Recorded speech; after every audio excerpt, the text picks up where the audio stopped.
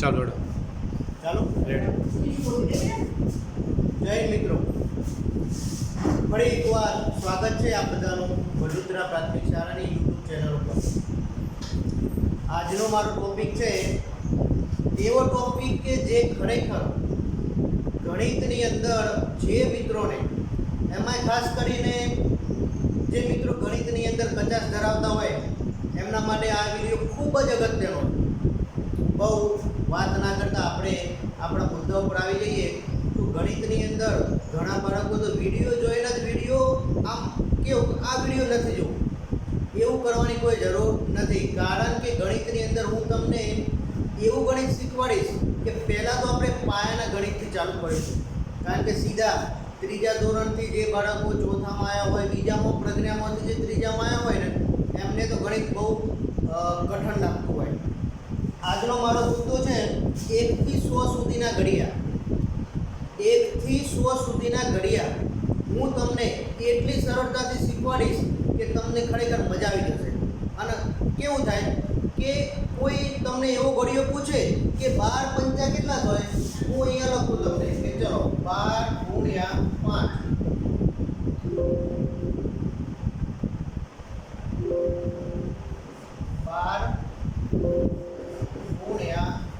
એટલે આપણા મિત્રો કેવું કરે 12 × 12 12 × 24 12 × 36 12 × 48 આવું બધું બોલતા હોય. પણ હવે તમારે એવું બોલવાની કોઈ જરૂર નથી. કારણ કે હું એક એવી ટ્રિક્સ લઈને આવ્યો છું કે જેની અંદર તમને ફક્ત 12 × 5 નો જવાબ આપવાનો. તમારે સમજ્યા તમે કેટલા? 12 × 5 નો. ચાલો હું તમને અહીંયા શીખવાડું કે આ કઈ રીતે થશે. હવે તમારે બીજા કોઈ ઘડિયા ગોખવાની, જો ઘડિયા ગોખવાના નહીં, ફક્ત સમજવાની જરૂર છે. કઈ રીતે?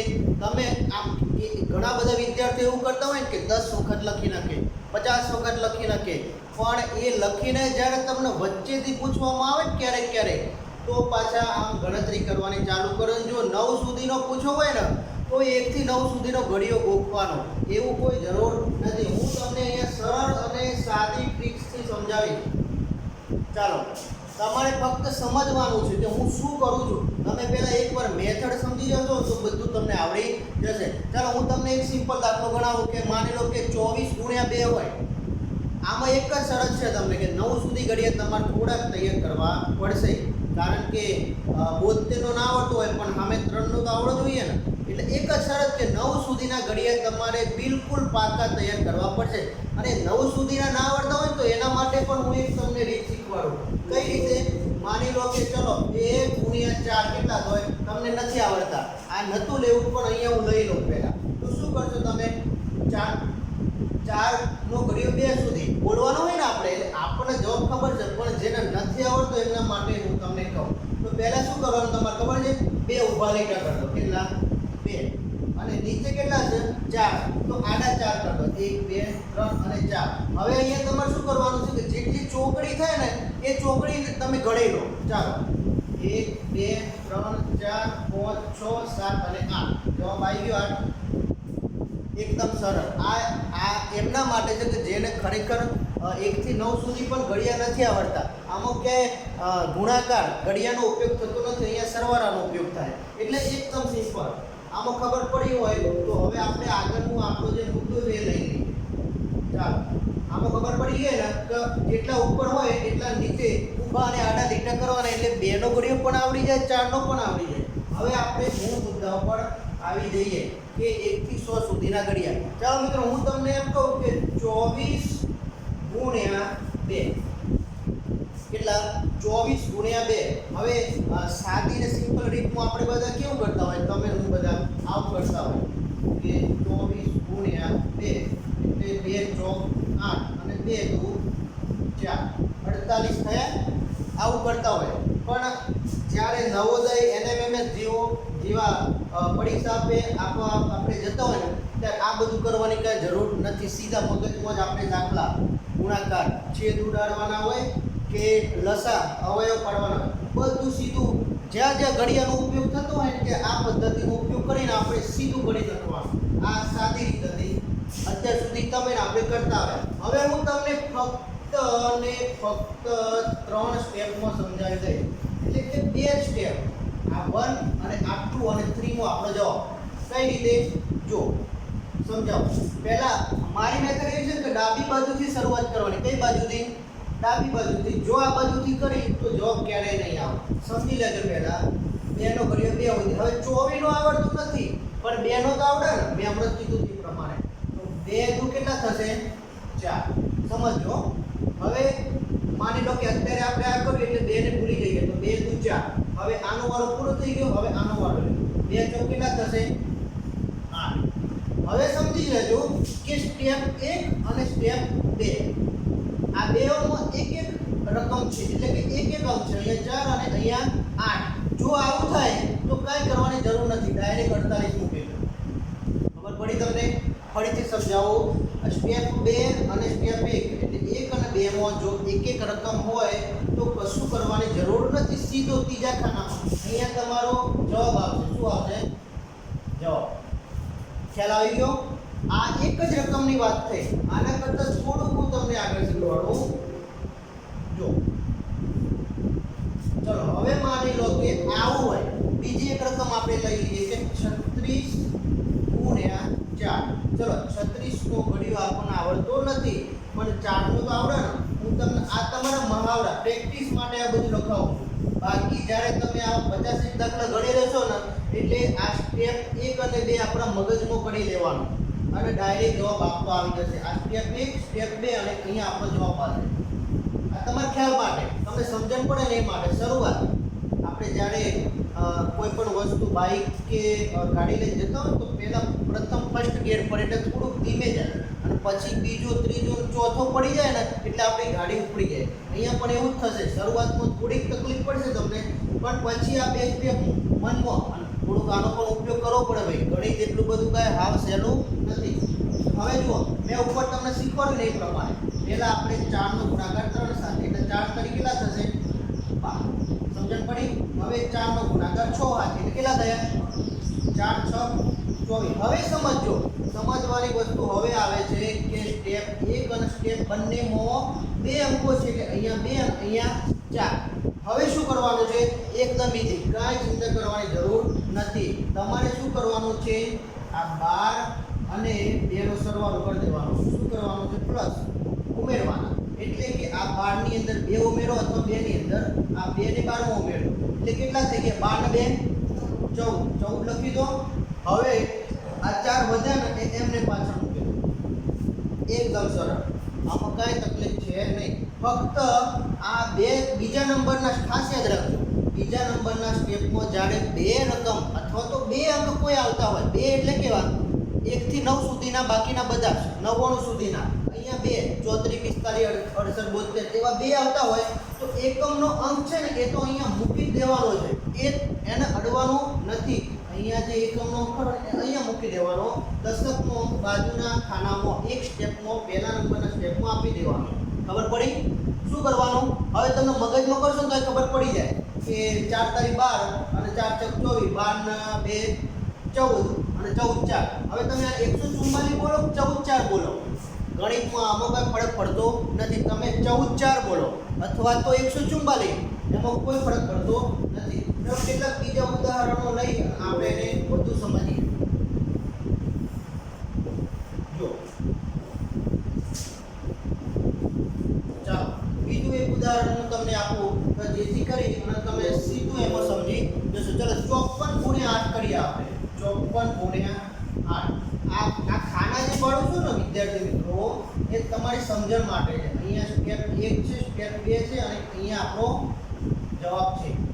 થોડીક સમજણ પડે ને તમને એટલા માટે હું આ તમારા માટે ખાના દોરું છું. બાકી આ ખાના ચોકડી દોરવાની કાંઈ જરૂર નથી. જુઓ મેં તમને પહેલાં સમજાવ્યું ફટાફટ. 8 પંચું 40 અને 8 ચોક 32. હવે તમને ખબર પડી જશે કે 40 3 કેટલા થાય? 43. 2 ના એમને મૂકી દો. જવાબ આવે છે 432. સમજણ પડે તો બિલકુલ એકદમ આમાં કાંઈ ગભરાવાની જરૂર નથી. ફક્ત મગજની અંદર આ ઘડિયા મગજનો ઉપયોગ કરી અને 9 સુધીના ઘડિયા, બાકી જેને 9 સુધીના ઘડિયા ના આવડતા હોય ને એમને થોડુંક પાકું કરવાનું રહેશે. બાકી 100 સુધીના હું શીખવાડીશ. આ પછીના વિડીયોમાં હું તમને બીજું પણ એક્સ્ટ્રા કહી દઉં કે 3 અંકોનો ગુણાકાર, માની લો કે 233 ગુણ્યા 3 હોય તો શું કરવું, આ પણ તમને 5 સેકન્ડમાં શીખવાડીશ. કેટલા? 5 જ સેકન્ડમાં. એમાં બોલ પેન, પેન્સિલનો કોઈ ઉપયોગ કરવાનો છે નહીં. ડાયરેક્ટ તમારો જવાબ આવી જશે. જેમ આમાં આવી જાય છે ને, હું તમને એક જ ઉદાહરણ પછી પેનનો ઉપયોગ નહીં, ખાલી જવાબ લખવા જ પેનનો ઉપયોગ. આમાં સમજણ પડી? ચાલો બીજું એક ઉદાહરણ લઈએ આપણે. ચાલો આગળ થોડુંક સમજતા જજો, અને જો શક્ય હોય તો નોટ અને પેન લઈને બાજુ બેસજો, એટલે તમને ગણતરી કરતા ફાવે. ચાલો એક મોટો 81 ગુણ્યા 3. અહીંયા થોડુંક સમજવાની જરૂર છે.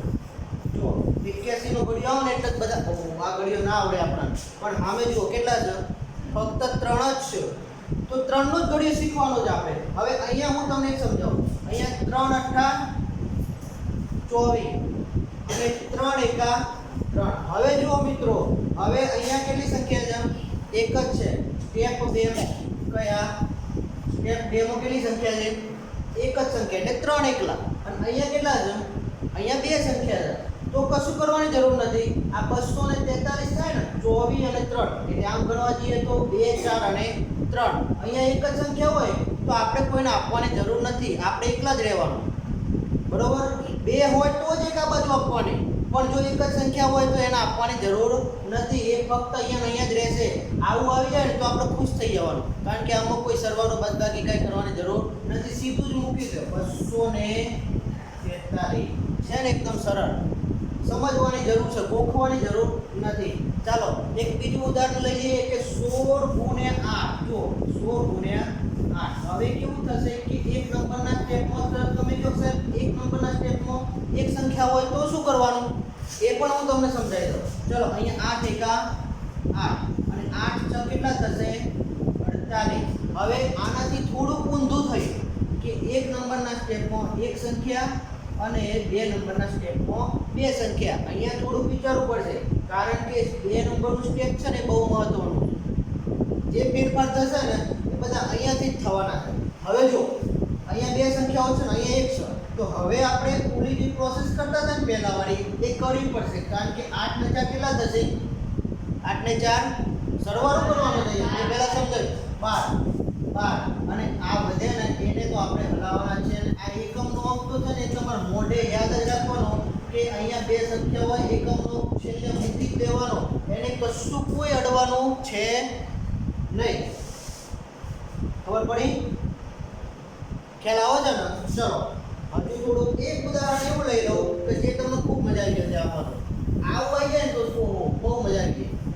જો માની લો કે કોઈ રકમ આવી હોય કે 70 ગુણ્યા 6. ચલો 70 અને 0 આવે ને, 0 એટલે બહુ મજા આવી જાય. કેમ? કારણ કે 0 આવે ને એટલે કાંઈ કરવાની જરૂર નથી, એકદમ ફ્રીમાં બધું. અહીંયા જો ફક્ત 7 6 કેટલા થશે? 42 42. અને 6 ને 0 હાથી કરો તો શું જવાબ આવે? શું જવાબ આવે? 0 જ આવે. તો અહીંયા તો એકદમ ફ્રીમાં છે બધું, ફરીથી અમને મૂકી દો, કાંઈ કરવાની જરૂર નથી. 420, કારણ કે અહીંયા 42, અહીંયા 0, અહીંયા એક જ સંખ્યા છે ને એ પણ 0 છે.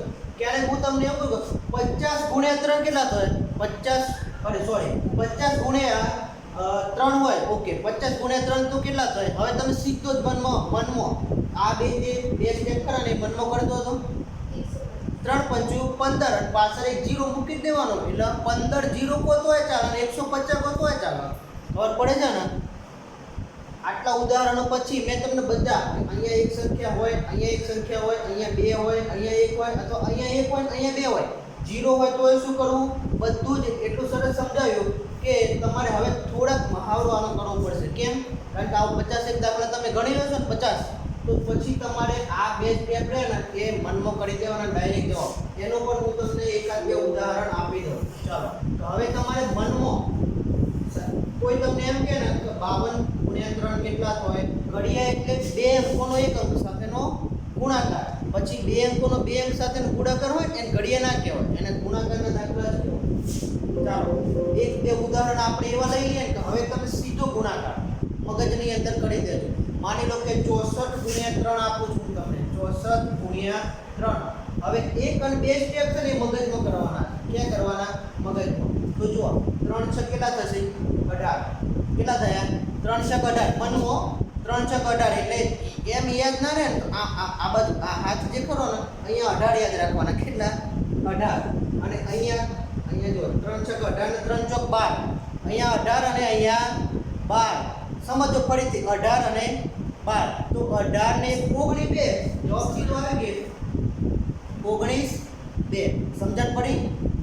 થોડોક મહાવરો કરશો ને એટલે તમને વધુ ખબર પડી જશે. ફરીથી 18 જો 3 છ 18 ના ખબર પડે તો અહીંયા 18 અને અહીંયા 12. 18 અને 12 આ બાજુનો 2 એકમનો અંક છે 12મો. એ 2 તો પાછળ મૂકી દેવાનો છે તો વધે કેટલા? આ બાજુ 1. તો 18 ને 19 2.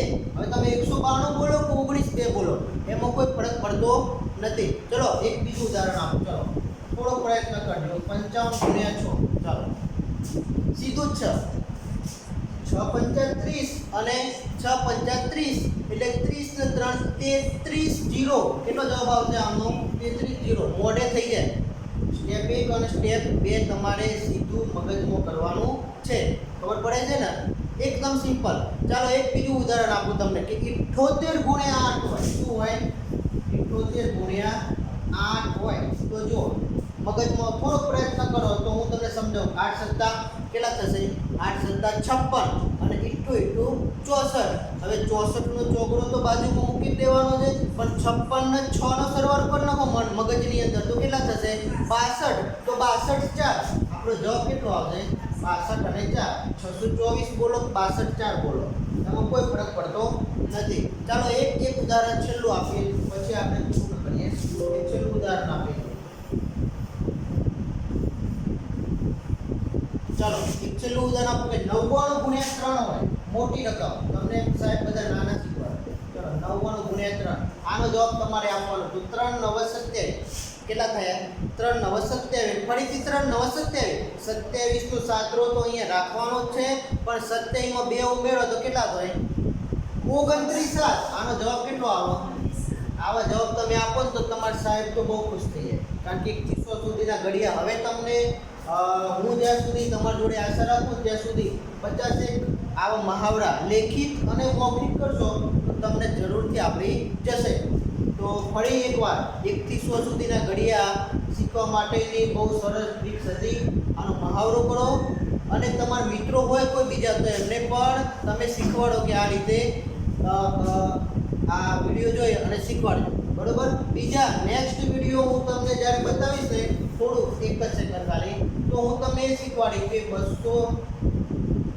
233 ગુણ્યા 3 આનો પણ જવાબ 5 થી 7 સેકન્ડમાં જ આપણે આપવાનો છે.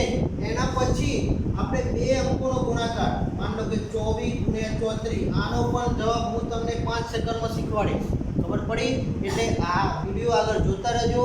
મઢુતરા પ્રાઇમરી સ્કૂલની YouTube ચેનલ છે એ હજુ તમે જો સબસ્ક્રાઇબ ના કરી હોય અથવા તો લાઈક ના કરી હોય તો કરી દેજો અને તમારા મિત્રોને આ ચેનલ શેર પણ કરી દેજો. અસ્તુ. જય હિન્દ.